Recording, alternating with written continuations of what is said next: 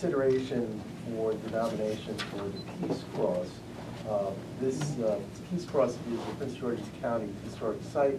It was designated as a historic site under the 2010 Historic Sites and Districts Plan back in June 8th, 2010. This application came to us, or we were made aware of this application through MHT, which received the nomination from Ms. Renee Green.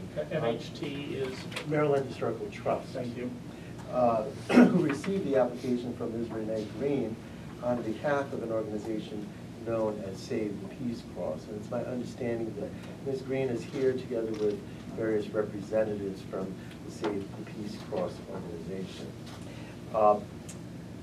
Staff did not prepare this nomination. This nomination was submitted through Ms. Green, through MHT, but it was based on a Maryland Inventory of Historic Properties form prepared by one of our consultants, EHT Traceries.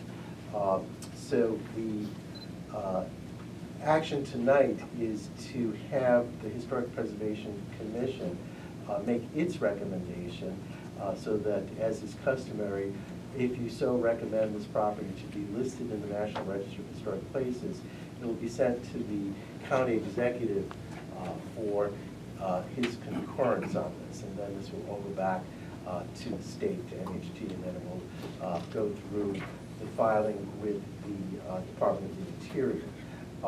The Governor's Consulting Committee has already reviewed this nomination in March, on March 3rd of 2015, and it's our understanding that they have also endorsed and made this recommendation for nomination. So typically, when we get a National Register nomination, staff makes a recommendation to the HPC. That then goes to the county executive concurrence. The Governor's Consulting Committee then reviews it, and then it goes up to the feds for final approval.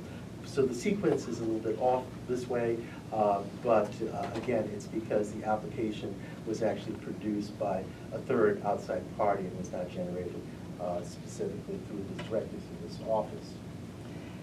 That being said, when staff was looking at making recommendations to the Historic Preservation Commission, we looked at criterion F as a commemorative property, which this is representative. The Peace Cross is a commemorative property, and it also relates to criteria A and criteria C, pursuant to 36 CFR Code of Federal Regulations, 560.6, looking at the criteria for evaluation under the National Register nomination process.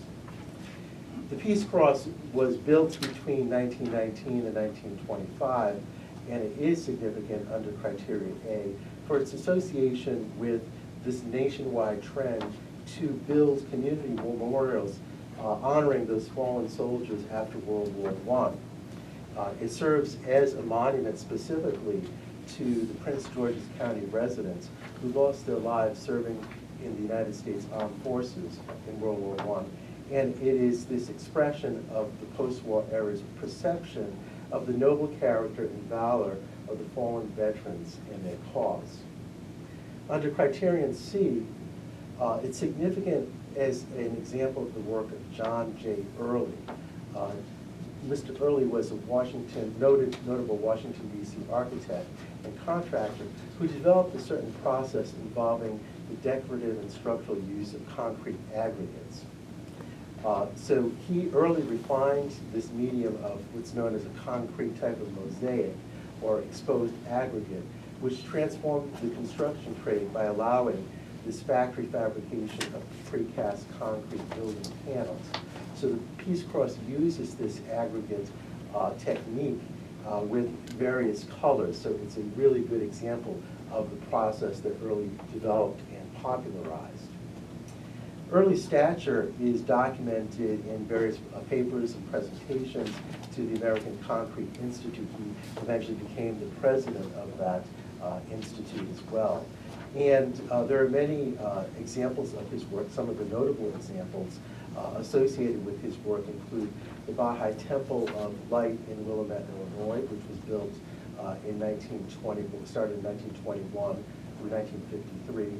The Meridian Hill Park in Washington, D.C., 1912 to 1940, and the Thomas Alva Edison Memorial Tower and Museum in Molino Park, New Jersey, constructed in 1938.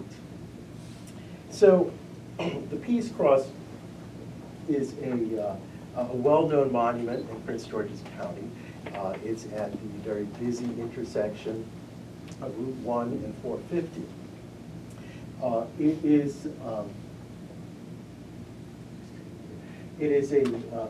It's cruciform in shape, and you can see in this photograph the different colors of the exposed aggregate.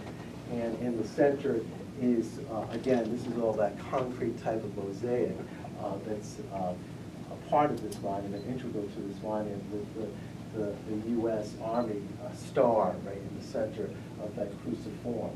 The cruciform takes its inspiration from a Celtic cross, and you can see that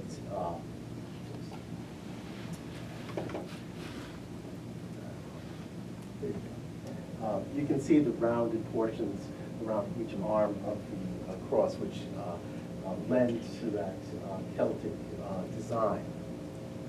The cross is about 40 feet tall and sits on a base, and then around that base there are various inscriptions.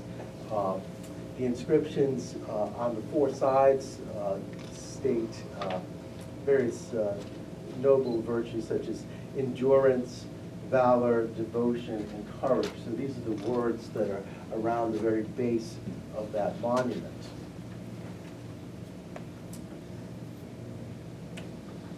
There's a bronze tablet. I don't know if the bronze tablet lists the names of 49 soldiers, all residents of Prince George's County, who lost their lives during the Great War.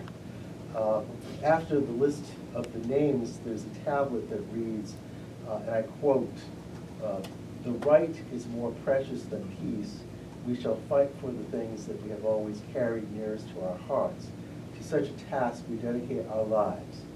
Close quote, and that's by Woodrow Wilson. So that's also incorporated into this monument. The monument itself, as you know, is Prince George's County Historic Site 6900516. The historic site and its environmental setting consists of the monument itself and then the green area, which basically is cut through by Route 1 and 450 and the roads around it. So the property is owned and maintained by the Maryland National Capital Park and Planning Commission, and it is part of one element of a greater memorial park. Although this is the historic site and the primary feature, across the street there are other monuments that are dedicated to the fallen war heroes